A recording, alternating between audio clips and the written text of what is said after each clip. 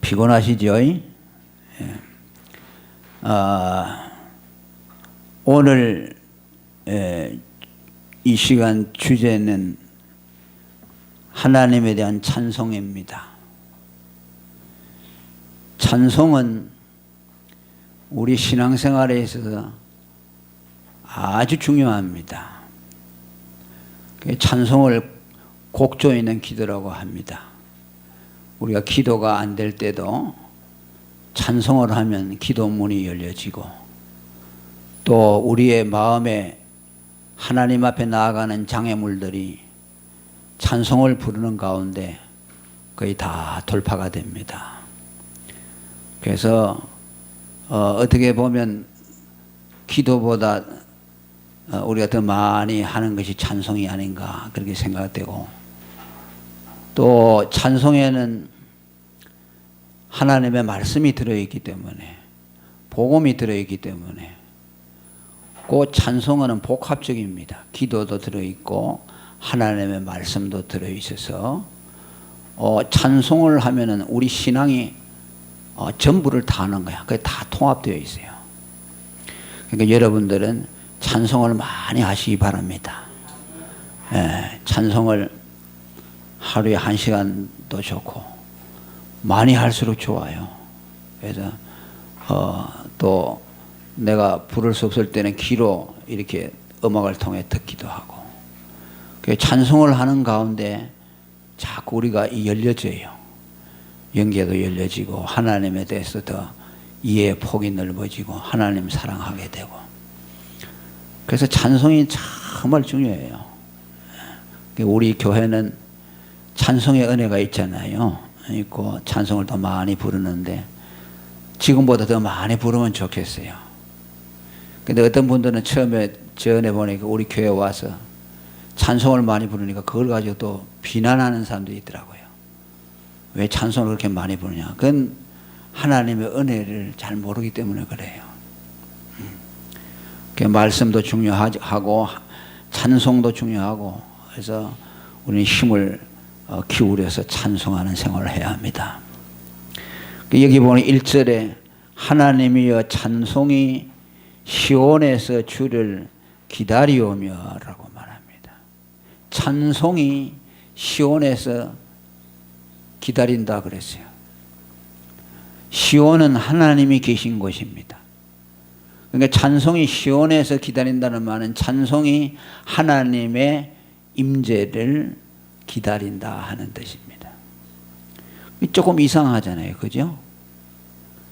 우리가 생각하는 찬송이라는 것은 주님이 우리 찬송을 기다리고 계시고, 주님이 우리가 찬송하는 것을 좋아하기 때문에 주님이 우리 찬송 받기를 원하신다. 우리는 그렇게 생각하죠.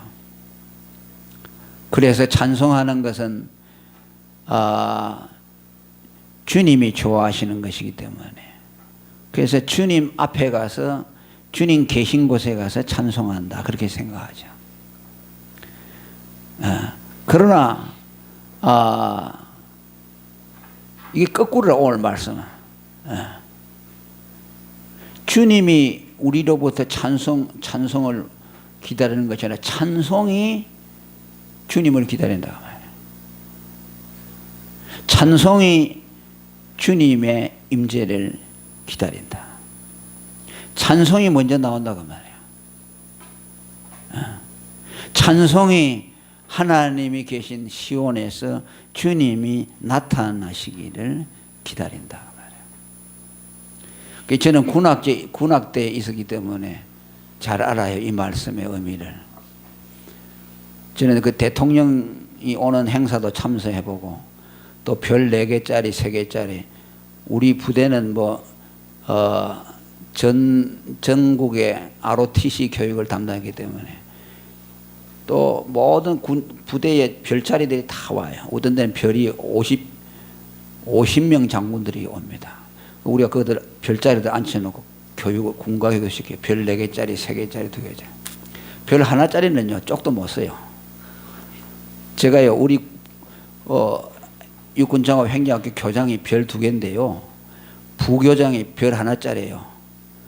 제가 제 운동장에서 별 2개짜리가 별 하나짜리 조인트 까는 거 봤어요. 별짜리가 여기 다 이래서 꼼짝 못하어요. 군대가 그렇게 무서워요. 별 하나면 뭐니까 별 하나는 하늘의 별 따기입니다. 근데 별 2개 앞에서는 꼼짝 못해요. 그런 별자리들은 우리가 이 짝대기 2개 된 애들이 다 몇십 명 앉혀놓고 군각에 놓고 다 따라하게 돼서 왜 우리가 그것은 지도자니까. 근데 이제 보통 행사를 하면 이제 군악대장이 이제 육군 소령인데 우리 대장이 그 제목이 제 별명이 올챙이에요. 올챙이. 그 배가 많이 나왔다고 그래요. 그래서 이제 그러면 이제 딱 서가지고 있으면 저 앞에 가서 이제 장군이 우리 교장이 올 때쯤 되면은 자 입구에 가가지고 기다리고 있어요. 그럼 그게 신호를 해주는 거야. 떴다 그러면 이제 군악대가 빵빵빵 연주하는 거예요. 교장이 들어오기 전에 군악을 연주하는 겁니다. 막 신나게 해주면 저기 있어 그걸 듣고 장군이 들어오는 거예요. 그 행사가 원래 그래요. 그게 뭐 수도 없이 해죠. 3년 동안에 막 서울에 있는 대학교 다 돌아다니고 서울대학으로부터 수원에 있는 농대까지 전부 다 돌아다니고 그러는데 그 행사가 다 그렇게 되죠. 그러니까 장군이 그 지도자가 뭐 어떤 때는 뭐 총장이 나오면 총장이 나오기 전에 음악을 연주합니다. 그러니까 오늘 이 말씀이에요. 찬송이 먼저 주님을 기다린다는 거예요. 찬송이 먼저 터뜨려지고 그 다음에 주님이 오신다는 거예요. 주님이 먼저 오시고 우리가 찬송을 드리는 것이 아니고 찬송이 먼저 울려 퍼진 후에 주님이 오신다는 거예요. 찬송을 그렇게 하라는 말씀이에요. 아멘. 주님이 오시기 전에 임재하시기 전에 먼저 찬송하라고 말해요. 무슨 말입니까? 주님의 임재를 경험하지 못하고 내 영혼이 삭막하고 그죠? 주님과 내가 아주 멀어져 있는 것 같고 주님이 나하고는 지금 거리가 있는 것 같다 생각할 때에 찬송을 하면 주님을 모실 수가 있다는 것이요. 찬송은 은혜가 있을 때 하는 것이 아니고 은혜가 없을 때 하는 것이라고 그 말이야. 내 영혼이 아주 상모하고 주님과 거리가 있을 때 그때 찬송을 함으로 주님을 모실 수가 있다는 거야. 그게 사람들이 이걸 잘 몰라요. 찬송은 그냥 은혜가 충만할 때만 부르는 줄 아는 거야. 그 바울과 실라가 복음을 전하다가 감옥에 갇혔지 않습니까? 그런데 바울과 실라가 그 감옥에 가는 게 얼마나 두렵습니까? 내일 처형될 수 있다 그 말이야. 그런데 밤중에 바울과 실라가 잠을 자지 않고 내일 어떻게 될지 모른다. 내일 사형에 처해질 수 있는데 밤중에 하나님 앞에 찬송했다고 그래. 사도행전 16장 25절에 밤중쯤 되어 바울과 실라가 기도하고 하나님을 찬미하며 죄수들이 다 듣더라. 죄수들이 들을 정도로 기도하고 찬송을 막 해서. 근데 26절에 보니까 이때 호련히 큰 지진이 나서 옥터가 움직이고 문이 곧 다 열리며 모든 사람의 매인 것이 다 벗어진지라. 할렐루야. 찬송을 하니까 주님이 그 감옥에 임재한 겁니다. 그래서 지진이 났다는 건 뭐야? 주님의 임재입니다. 오순절 마가에 따라 120문도 기도할 때 오순절 성령이 오니까 뭐냐? 지진이 났다 그러죠. 하늘에서 불의 헬같이 갈라지는 것이 각 사람 머리 위에 임하여 있고 사람들은 막 방언하기 시작하더라 그래서 그게 뭐냐면 성령이 오셨다는 것을 보여주었어요. 예수님은 육신의 몸을 입고 오셨기 때문에 다 보았잖아요. 그 부인할 수가 없어요. 그런데 성령은 영으로 오시니까 볼 수가 없잖아요. 그러니까 요란스럽게 오시는 거예요. 옥터가 움직이고 지진이 나고 착구가 풀어지고 하니까 하나님이 여기에 임하셨구나. 찬송하는 가운데에 하나님의 임재를 불러 모시게 되므로 그곳에서 하나님을 경험하게 되었습니다. 할렐루야. 그러니까 바울과 실라는 얼마나 놀랐겠습니까? 감옥에 갇혀가지고 그냥 두려워 떠는데 거기서도 하나님을 만나다 그 말이야. 그 시온이라는 것이 어디냐? 하나님이 계신 것인데 그건 공간을 불문합니다. 교회당만 아니라 내가 처해 있는 거, 내가 지금 감옥과 같이 답답하고 갇혀 있는 그곳에 정말 희망이 없고 모든 것이 나를 둘러싸고 절망적인 상황 가운데서 내가 찬송을 먼저 하나님 앞에 올려드리고 주님이 오심을 기대할 때에 그곳에 하나님이 임재하셔서 우리를 얽어매고 있던 모든 사슬에서 우리를 자유하게 할 줄로 믿습니다. 아멘. 그 찬송이 그렇게 능력이 있어요. 악령이 떠나가게 되고 병도 고쳐지게 되고 찬송하는 가운데 우리들의 흑암 보이지 않는 그 세력들이 무너지는 것을 보게 됩니다. 시편 22편 3절에 보면 하나님을 말씀하시 이스라엘의 찬송 중에 거하시는 주여라고 말합니다. 자, 한번 따라합니다. 성도 가운데, 성도들의 찬송 가운데 거하시는 하나님. 찬송할 때에 하나님이 오십니다. 감옥 같은 환경에서 찬송할 때에 감옥에서 빗장이 풀립니다. 왜? 하나님이 그곳에 임재하기 때문에. 그래서 여러분이 어려움이 있잖아요. 찬송을 많이 불러보세요. 그러면 하나님이 여러분 가운데 역사하시는 것을 경험하게 될 것입니다. 그 다음에 우리는 죄를 이길 수 없다. 이것도 우리가 찬송할 수 있는 제목입니다. 여기 오늘 보니까 뭐라고 했어요? 죄악이 나를 이기어사오니라고 말합니다.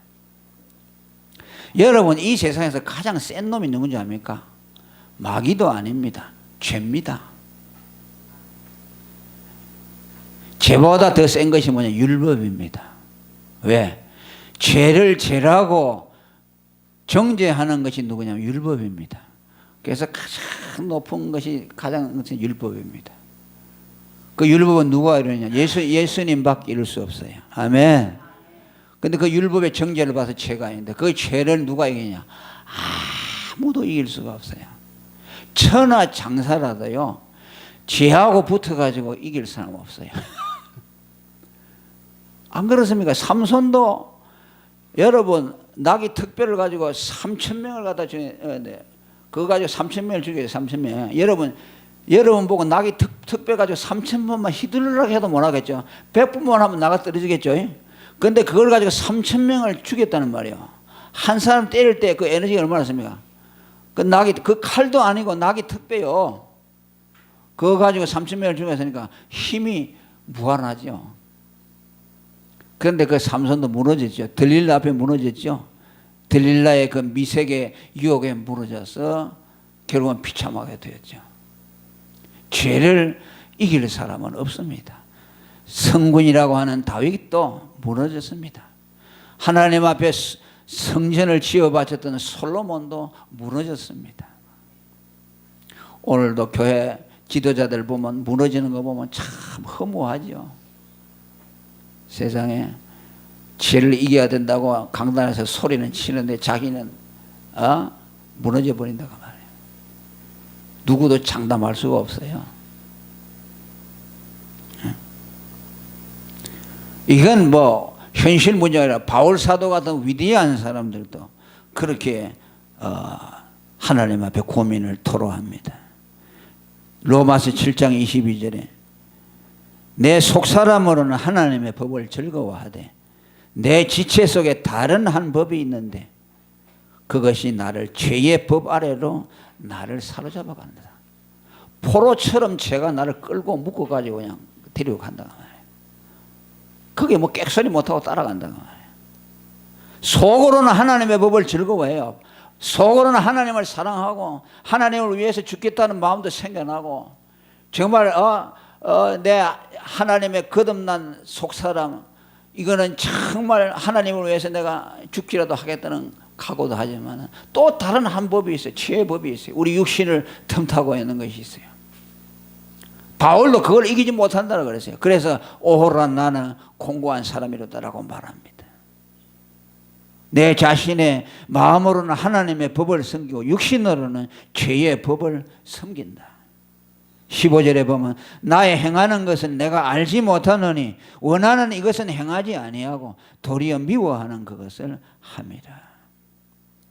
내가 원하는 바 선은 하지 아니하고 도리어 원치 아니하는 바 악은 행하려다. 그래서 맨날 우리 고민하지 않습니까? 이 고민 안 하는 사람 손 한번 들어보세요. 아, 나는 안 그래요 하는 사람 없어요. 아무리 성자 같은 사람이라도요 다 똑같아요.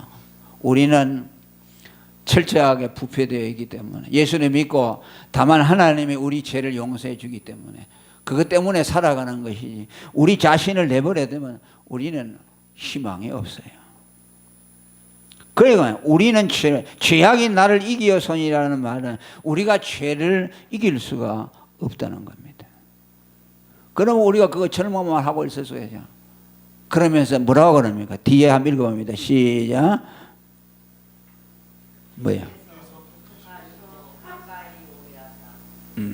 아니 13절 3절 시작.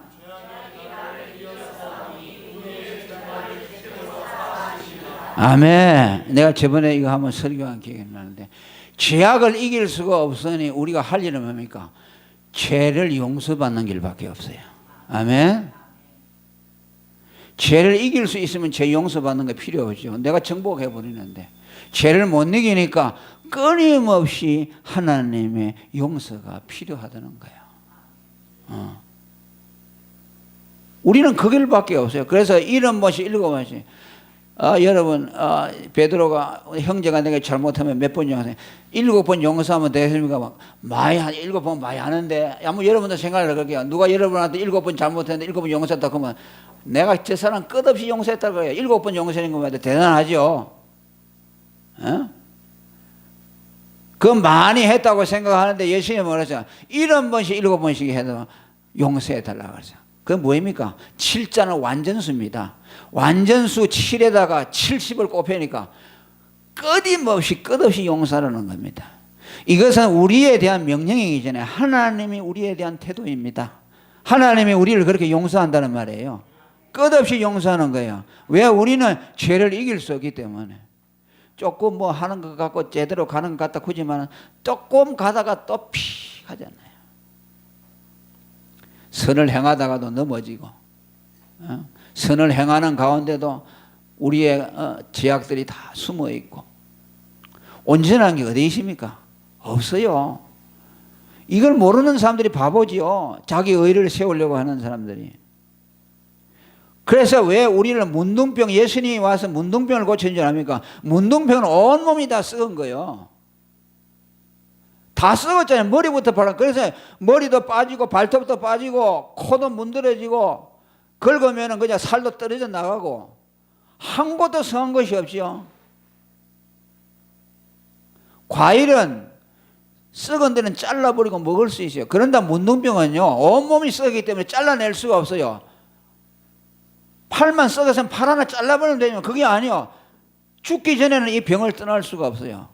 그런데 예수님이 용서해 주었어요. 치유해 주었어요. 할렐루야. 치유해 줬다는 것은 문둥병자 같은 죄인을 하나님이 용서해 줬다는 뜻이요.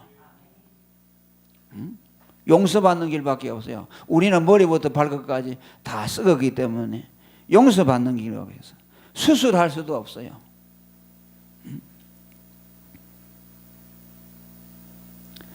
우리의 능력으로는 죄를 이길 수 없고 하나님 앞에 어렵담을 받은 것이 불가능하기 때문에 용서받는 수밖이고, 그래서 불가능한 무능한 우리들을 위해서 예수님이 오셔야만 했습니다. 우리가 죄를 이길 수 있었다면 예수님이 오시지 않았습니다. 우리 힘으로 안 되기 때문에 예수님이 오셔서 우리 대신 율법을 완성해 주시고 십자가에서 우리 죄값을 대신 지불해 주셨습니다.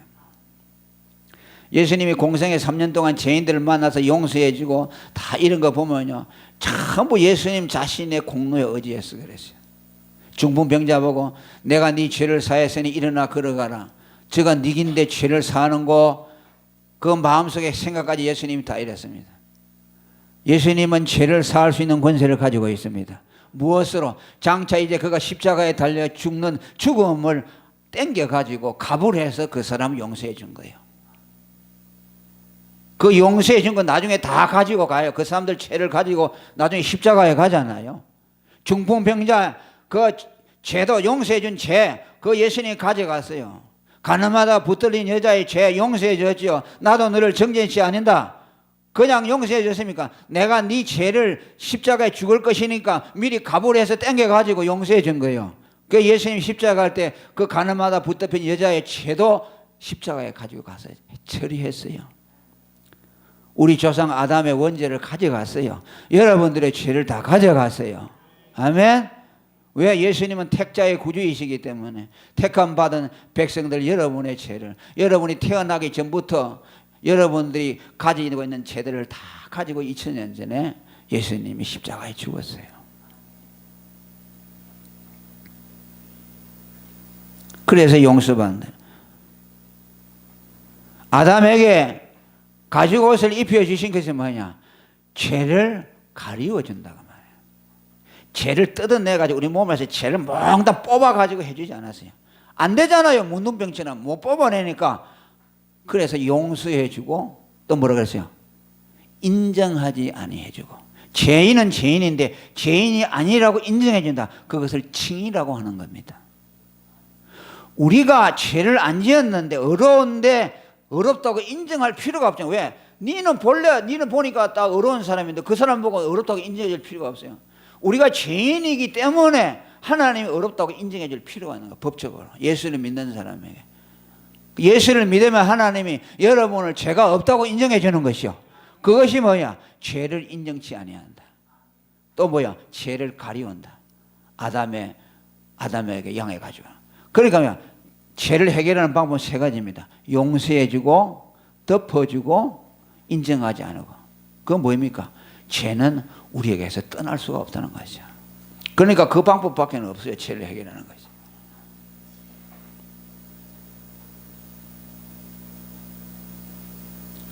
그리고 예수님이, 하나님이 우리 죄를 사하시는 목적에 대해서 3절에 읽어요. 4절 시작.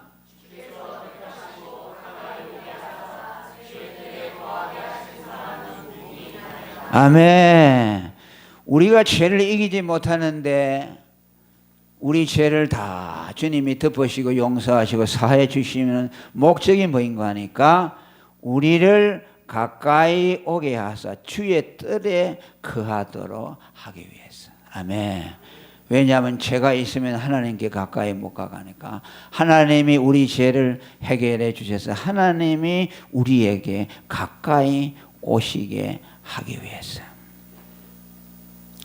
여기 말 잘 한번 보세요. 4절 다시 읽습니다. 다시 조심스럽게 읽고 시작. 주께서 택하시고 가까이 오게 하사 주의 뜰에 거하게 하신 사람은 복이 있나요? 자, 이게 뭐야? 우리 입장에서 쓴 것 같아요? 하나님 입장에서 쓴 것 같아요? 하나님 입장으로. 주님이 우리를 가까이 데려다가 주님 가까이 둔다는 뜻이에요. 뭐 우리가 우리 편으로 보면 하나님 가까이 우리가 가는 것 같지만 하나님 편에서 보면 하나님이 우리를 데려다가 당신 가까이 둔다고 말해요. 이것이요 더 먼저예요. 할렐루야. 자, 따라합니다. 내가 하나님께 가까이 가는 것보다 하나님이 내게 더 가까이 오고 싶어 하신다. 아멘. 이것이 하나님의 마음이에요. 우리는 내가 뭐 하나님 가까이 하려고 막 바라가는 거 같죠? 아니에요. 주님이 우리를 가까이 하려고 하는 욕망이 더 강해요. 그래서 우리는 주님 잊어버리고 주님 생각도 안 하고 있을 때 먼저 주님이 우리를 당신에게로 이끌기 위해서 그의 아들을 보내주시고 그 피로서 우리 죄를 씻어서 우리를 당신의 뜰에 두셨어요.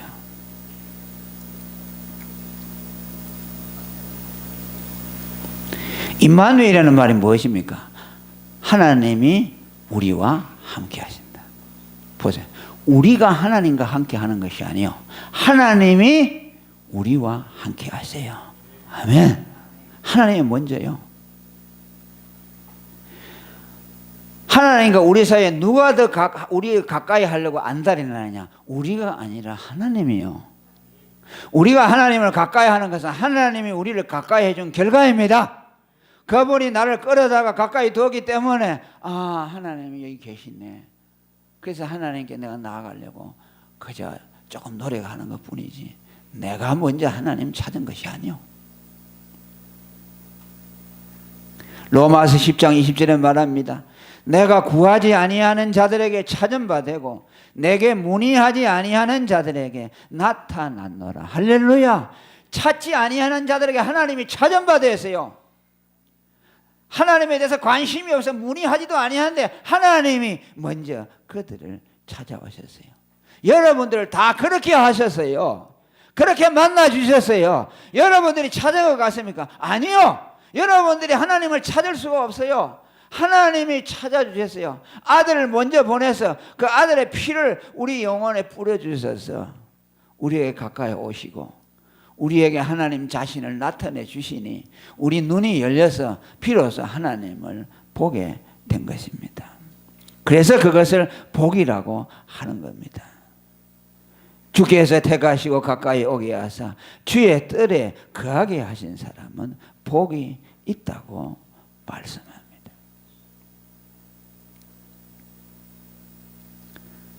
이것이 오늘 우리가 하나님 앞에 영원히 찬송해야 될 찬송의 주제입니다.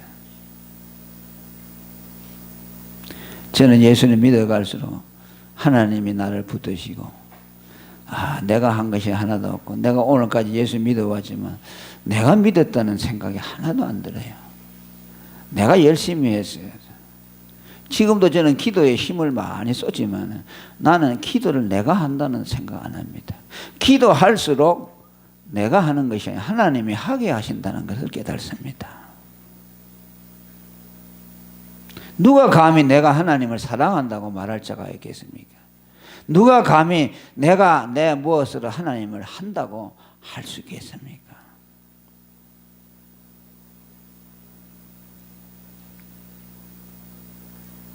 그리고 마지막으로 궁극적으로 찬송이 뭡니까?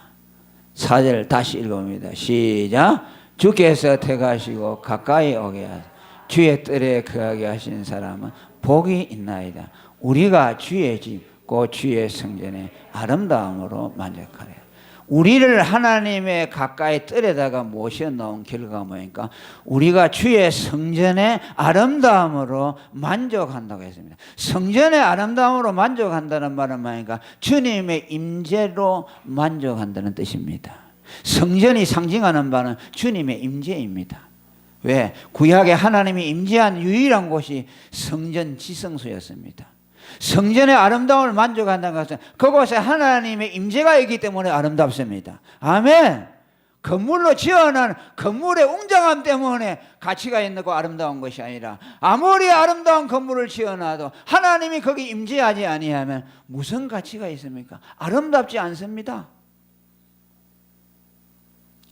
오늘날도 교회가 아름답게 지어서 있지만 과연 그곳에 하나님이 임재할 것인가 하는 생각을 저는 가끔씩 합니다. 교만한 생각일지 모르지만 그리스도의 복음이 살아 역사하지 아니하는 그곳에 하나님이 임재할 것인가? 아니라고 봅니다. 그래서 하나님은 성전을 무너뜨린지도 몰라요. 하나님이 우리의 죄를 사하여 주시고 그 가까이 오도록 허락해 주신 것은 하나님의 임재로 말미암아 우리 영혼의 만족을 주기 위해서라고 말씀합니다. 시편 84편 1절에 만군의 여호와여 주의 장막이 어찌 그리 사랑스러운지요. 내 영혼이 여호와의 궁정을 사모하여 새약하며 내 마음과 육체가 생존하시는 하나님께 부르짖나이다. 왜 구약의 이 성도가 하나님의 성전을 사모했습니까? 그곳에 가야 하나님의 임재를 경험할 수 있기 때문입니다. 지금은 이제 성령이 우리 모든 사람에게 와 계십니다. 여러분 한 사람 한 사람이 성전입니다. 아멘. 성전이요. 구약에는 하나님이 성령이 오시기 전이니까 구약에는 한 곳에만 딱 오셨어요. 그것이 예루살렘 성전입니다. 못와요 하나님은 세상에. 왜? 죄가 있기 때문에 하나님은 올 수가 없어요 세상에. 그래서 지성소에서 피를 뿌려서 제사하는 그곳에만 하나님이 임재할 수 있어요. 그곳에서 제사장들이 하나님을 만났습니다. 거기서 그 제사장들을 통해서 이스라엘 백성들은 하나님을 간접적으로 만났습니다. 그곳에서 제사장의 입을 통해서 하나님의 말씀을 들려주게 하시고 제사함의 복음을 들려주게 하시고 이제는 예수님이 돌아가신 이후에 그 성령이 우리 모든 사람에게 와 계십니다. 그래서 여러분 한 사람 한 사람이 성전이에요. 그래서 우리는 주님을 모시는 거죠. 그래서 우리가 지금 성전의 아름다움으로 만족한다는 말은 내 안에 성령으로 임재해 계시는 그 하나님으로 만족하는 것이 오늘 예수 믿는 사람의 삶이라고 오늘 고백하고 있습니다. 우리 예수 믿는 사람에게요, 이거 왜 없다면 예수 믿는 거 아무 의미 없고요, 이것 때문에 고난도 이기고 우리가 이것 때문에 세상에 뭐 돈 있는 사람들은 안 부러워하잖아요. 안 그래요. 하나님이 나와 같이 하시고 내 안에 성령으로 임재하는 것보다 좋은 일이 어디 있습니까? 세상 사람들은 재미가 없으니까 술도 한 잔 먹지만 우리는 성령으로 충만하잖아요. 따라합니다. 술 취하지 말고 성령의 충만을 받으라. 술 취하지 말고 성령의 충만을 받으라. 성령의 충만을 받으면 술 먹는 것 이상으로 좋다고 말이야. 아멘. 찬송할 때 하나님의 임재가 올 때 우리는 기쁘고 만족합니다. 자, 여러분들은 이 복을 가졌다는 것을 감사하시고 언제나 찬송하시기를 축원합니다. 통성으로 기도하겠습니다.